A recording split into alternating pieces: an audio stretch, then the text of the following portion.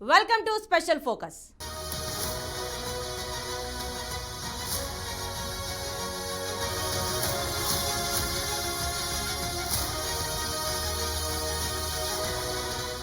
ఏపీలో ఎన్నికలు దగ్గర పడుతుండడంతో అధికారులు బదిలీలు మొదలయ్యాయి.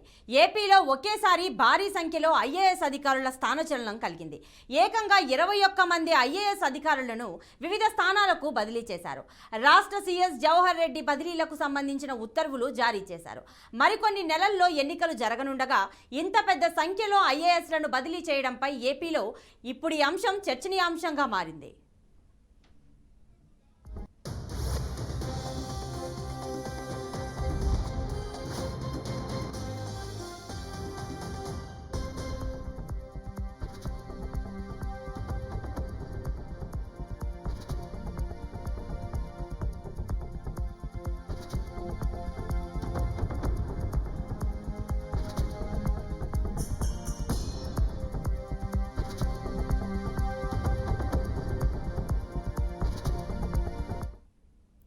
ఇక బదిలీ లిస్ట్ గమనిస్తే కొంతమంది ఐఏఎస్లను మున్సిపల్ కమిషనర్లుగా, అడిషనల్ డైరెక్టర్లుగా బదిలీ చేశారు సీఎస్ జవహర్ రెడ్డి.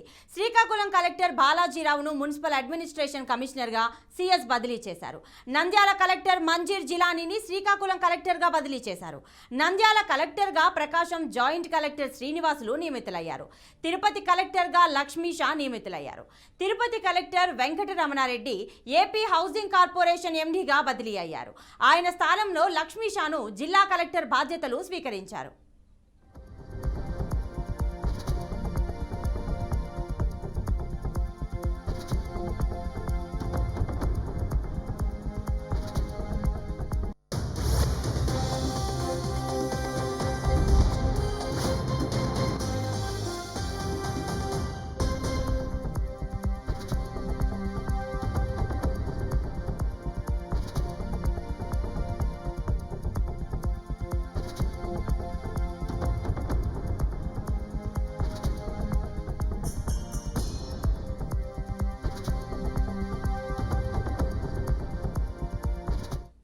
ఇక రాష్ట్రంలో ఒకేసారి ఇంతమంది ఐఏఎస్లను బదిలీ చేయడంపై జగన్ ప్రభుత్వం విమర్శలు చేస్తున్నారు ప్రతిపక్ష నేతలు. వైసీపీ ప్రభుత్వం కావాలనే తమకు అనుకూలంగా బదిలీలు చేపట్టిందని, వైసీపీ నేతలు కోరిన విధంగా ఆఫీసర్ల బదిలీలు జరిగాయంటూ విమర్శలు చేస్తున్నారు నేతలు. వైసీపీ ఎన్ని ఎత్తులు వేసినా అధికారంలోకి వచ్చే అవకాశం లేదంటూ విపక్ష నేతలు విమర్శలు గుప్పిస్తున్నారు. మొత్తానికి సీఎం జగన్ ఒక పక్క ఎమ్మెల్యే, ఎంపీల జాబితాలో మార్పులు చేయడం, మరో పక్క ఐఏఎస్ల బదిలీలు వెంటనే చేపట్టడం రాజకీయ ఎత్తుగడలో భాగమే అంటున్నారు రాజకీయ విశ్లేషకులు.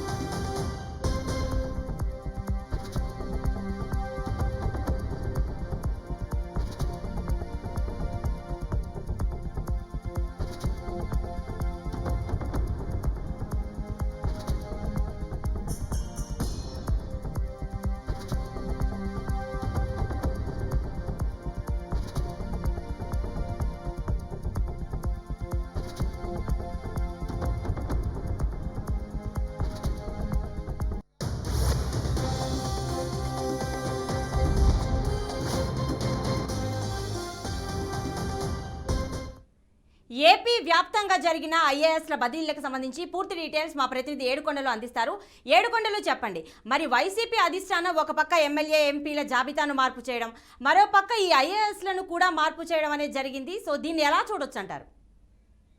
ప్రతిభ ఆంధ్రప్రదేశ్ లో మరికొద్ది రోజుల్లో జరగనున్నటువంటి సార్వత్రిక ఎన్నికలను దృష్టిలో పెట్టుకుని ఇప్పుడు వైసీపీ ప్రభుత్వం ముందస్తు చర్యల భాగంగా తమకు అనుకూలంగా ఉండేటువంటి వ్యక్తులకు కీలక పదవులు, కీలక శాఖల్లో బాధ్యతలు అప్పగిస్తూ ఇప్పుడు ఐఏఎస్ అధికారులను బదిలీ చేసింది. మొత్తం రాష్ట్ర వ్యాప్తంగా కూడా గతంలో ఎన్నడూ లేని విధంగా 21 మంది ఐఏఎస్లను బదిలీ చేసి వారికి ఎక్కడైతే అనుకూలంగా ఉంటుందన్నది ఆ ప్రాంతాల్లో ఎవరైతే ఇప్పుడు ప్రస్తుతానికి ఎమ్మెల్యేలు కానీ, ఇప్పుడు ఉన్నటువంటి మంత్రులు కానీ, మాజీ మంత్రులు వీళ్ళంతా కూడా ఎక్కడైతే స్థానాలు జరిగాయో ఆ ప్రాంతంలో కూడా అనుకూలించేలాగా ఈ యొక్క ఐఏఎస్ బదిలీలు జరిగినట్టుగా కూడా ఇప్పుడు టీడీపీ అలాగే జనసేన అయితే విమర్శిస్తున్నటువంటి పరిస్థితి. అయితే మొత్తం రాష్ట్ర వ్యాప్తంగా జరిగినటువంటి ఈ యొక్క 21 మంది ఐఏఎస్ బదిలీలకు సంబంధించి ఇంత రాత్రి సిఎస్ జవహర్ రెడ్డి ఒక సర్కులర్ జారీ చేశారు. తను బదిలీ చేస్తూ ఉత్తర్వులు జారీ చేసినటువంటి పరిస్థితి. అయితే ప్రస్తుతానికి ఈ యొక్క బదిలీలకు సంబంధించి ఇప్పటికే విమర్శలు అయితే ఎదుర్కొంటున్నటువంటి పరిస్థితి కనిపిస్తుంది. అయితే ఎన్ని ఎత్తుగడలు వేసినప్పటికీ కూడా వైసీపీ కుట్రలను కొనసాగనివ్వమని చెప్పేసి ఇటు ప్రతిపక్షాలు అయితే చెప్తున్నటువంటి పరిస్థితి కనిపిస్తుంది. దీన్ని ఈసీ దృష్టి కూడా తీసుకెళ్తామంటూ కూడా చెప్తున్నటువంటి పరిస్థితి. అయితే 21 మంది ఐఏఎస్లను బదిలీ చేసినప్పుడు ఆ ప్రాంతంలో ఏ ప్రాంతాలు బదిలీ చేశారనే దాని మీద ప్రత్యేక ఫోకస్ అయితే ఇటు ప్రతిపక్షాలు కూడా పెట్టాయి. దానికి సంబంధించి ఇప్పుడు ఈసీకి ఫిర్యాదు చేసేందుకు ఇటు టీడీపీ జనసేన కూడా సిద్ధమైనట్లు తెలుస్తుంది. అయితే ఇది రాబోయేటువంటి ఎన్నికల దృష్టిలో పెట్టుకుని ఖచ్చితంగా అధికారులను అయితే బదిలీ చేయాల్సి ఉంటుంది. కాబట్టి ఇప్పుడు ఐఏఎస్ తర్వాత మరొక 1-2 రోజుల్లో ఐపీఎస్ అధికారులు కూడా బదిలీ చేసేటువంటి అవకాశం అయితే ఇస్తుంది. ఇవన్నీ కూడా వైసీపీ తనకు అనుకూలంగా ఉండేలాగా ఆయా ప్రాంతాలకు బదిలీ చేసుకుంటున్నట్టుగా కూడా పలు విమర్శలు అయితే వ్యక్తమవుతున్నాయి ప్రతిభ. సో ఏడుకొండలు మీరు చెప్పినట్టు వైసీపీ ప్రభుత్వం కావాలనే తమకు అనుకూలంగా బదిలీలు చేపట్టింది అని చెప్పేసి సో విపక్ష నేతలు అయితే ఆరోపించడం జరుగుతోంది. ఇది నిజమేనా? అదే ఇప్పుడు ప్రస్తుతానికి ఇప్పుడు రాష్ట్ర వ్యాప్తంగా కూడా ఇటు ప్రతిపక్షాలు కానీ అటు విపక్షాలు అన్ని కూడా ఇదే మాట చెప్తున్నాయి. ఏదైతే తమకు అనుకూలంగా ఏ ప్రాంతాల్లో అక్కడైతే ఓటు బ్యాంకింగ్ కి సంబంధించి కొంచెం ఇబ్బందికరమైనటువంటి వాతావరణం ఉందో అక్కడ తమకు అనుకూలంగా ఉండేటువంటి అధికారులను బదిలీ చేశారని, తద్వారా అక్కడ ఏదైతే ఇప్పుడు దొంగ ఓట్లు వేయించడానికి కానీ ఇతరత్ర అన్నిటికీ కూడా అధికారులు ఉపయోగపడేలాగా అధికారులను తమ ఆధీనంలో పెట్టుకుని ఇక్కడ నాటకాలు కొనసాగిస్తున్నారంటే కూడా తీవ్ర స్థాయిలో మండిపడుతున్నటువంటి పరిస్థితి. అయితే అధికారులు కొంతమంది ఇప్పటికే వైసీపీ ప్రభుత్వానికి తొత్తుల్లాగా మారారని, కాబట్టి ఇప్పుడు బదిలీలు కూడా అదే తరహాలో జరిగాయని, ఈ శాఖలు కేటాయించిన శాఖలను బట్టి చూస్తే కూడా వారికి అనుకూలంగా ఉన్న శాఖల్లో వారికి కావాల్సినటువంటి పదవులను ఇప్పుడు అంటగట్టారని చెప్పేసి విమర్శలు అయితే వ్యక్తమవుతున్నటువంటి పరిస్థితి కనిపిస్తోంది. అయితే ఖచ్చితంగా ఏదైతే మళ్ళా దీనికి సంబంధించి ఎన్నికల కమిషన్ మరొకసారి ఈ బదిలీల పైన దృష్టి పెడుతుందా, లేదా ఎన్నికల శాఖ ఎన్నికల కమిషనర్ దృష్టికి తీసుకెళ్తామని చెప్తున్నారు. అయితే రాష్ట్ర ఎన్నికల కమిషనర్ తో పాటు కేంద్ర ఎన్నికల కమిషన్ దృష్టి కూడా తీసుకెళ్తామంటూ కూడా చెప్తున్నటువంటి పరిస్థితి. అయితే ఈ బదిలీలు ఖచ్చితంగా పారదర్శకంగా జరగలేదు అనేది మాత్రం టీడీపీ శ్రేణులు అయితే చెప్తున్నటువంటి పరిస్థితి. సో ఎక్కడైతే ఇప్పుడు గెలుపు అటు ఇటుగా ఉంటుంది అన్న స్థానాల్లో ఎంపీలు ఎమ్మెల్యేల మార్పులు అయితే చేసింది వైసీపీ అధిష్టానం. మరి అదే తరహాలో ఇక్కడ ఎవరైతే అనుకూలంగా లేరో వాళ్ళని బదిలీ చేసింది అని అనుకోవచ్చా ఏడుకొండలు? ఖచ్చితంగా ఎప్పుడైతే ఇప్పుడు ఇటీవల కాలంలో కొంతమంది ఐఏఎస్ అధికారులు కానీ ఐపీఎస్ అధికారులు కానీ ఇప్పుడు ఉన్నటువంటి నాయకులకు కొంతమంది ఎదురు తిరుగుతున్నటువంటి పరిస్థితుల్లో అక్కడ ఆ ప్రాంతంలో ప్రస్తుతానికి తమకు అనుకూలంగా ఉన్నటువంటి వ్యక్తులను తీసుకొచ్చి పెట్టడం, తమకు ఎవరైతే అనుకూలంగా లేరో వారిని వేరే శాఖలకు అసలు ఇక్కడ ఎటువంటి సంబంధాలు లేనటువంటి శాఖలకు మాత్రం బదిలీ చేస్తున్నారనేటువంటి విమర్శలు అయితే వస్తున్నాయి. అయితే ఇవన్నీ కూడా అంటే ఇప్పుడు రానున్నటువంటి సార్వత్రిక ఎన్నికలు దృష్టిలో పెట్టుకుని జరగాల్సినటువంటి బదిలీల ప్రక్రియలో భాగంగా అన్ని ఎక్కడైతే ఏ శాఖలో పనిచేస్తున్నారో వాళ్ళు అదే హోదాలో మరొక ప్రాంతానికి బదిలీ అవుతే అది అంతగా దీన్ని పట్టించుకునేటువంటి పరిస్థితి. కానీ ఆ బదిలీలో ఆ శాఖలు మార్చి ఏదైతే తాము ఉన్నటువంటి అంటే కలెక్టర్ హోదాలను ఉంచకుండా కమిషనర్ గా ఉప కమిషనర్లుగా పంపించడం, వీటిలన్నింటిలో అంటే ఖచ్చితంగా కుట్ర కోణం దాగి ఉందని, తమకు అనుకూలంగా ఉన్నటువంటి వారిని మాత్రం అందులో ఎక్కిస్తూ అనుకూలంగా లేనటువంటి వారిని కించపరిచే విధంగా కూడా బదిలీలు జరిగాయంటూ కూడా ఆరోపిస్తున్నారు.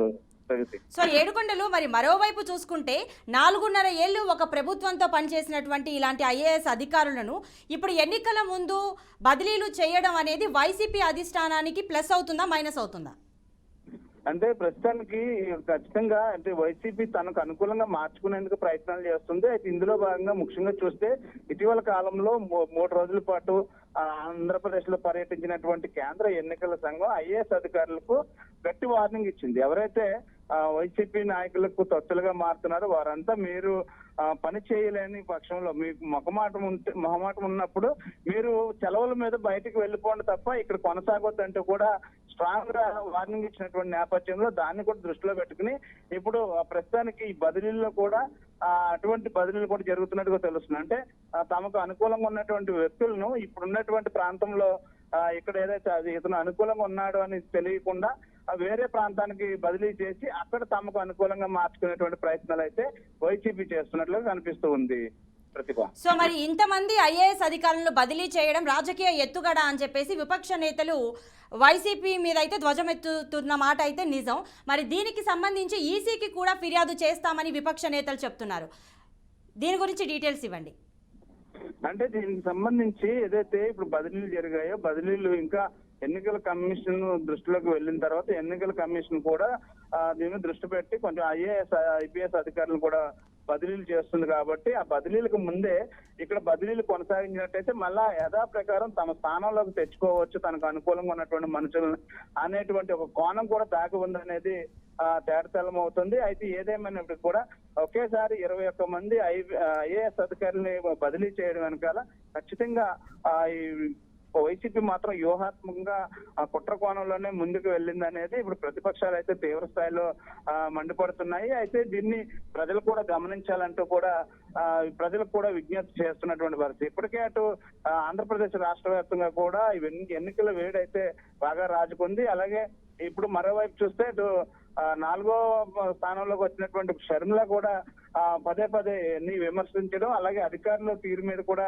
ఆమె కూడా తీవ్ర స్థాయిలో మండిపడుతున్న నేపథ్యంలో ఆ ప్రాంతంలో ఉన్నటువంటి తమకు అనుకూలంగా ఉన్నటువంటి అధికారులను మరొక స్థానానికి బదిలీ చేసి అక్కడ నుండి మరలా ఎన్నికల సమయానికి సొంత స్థానానికి తెచ్చుకునేలా కూడా ఈ ప్రయత్నాలు జరుగుతున్నట్టు తెలుస్తుంది.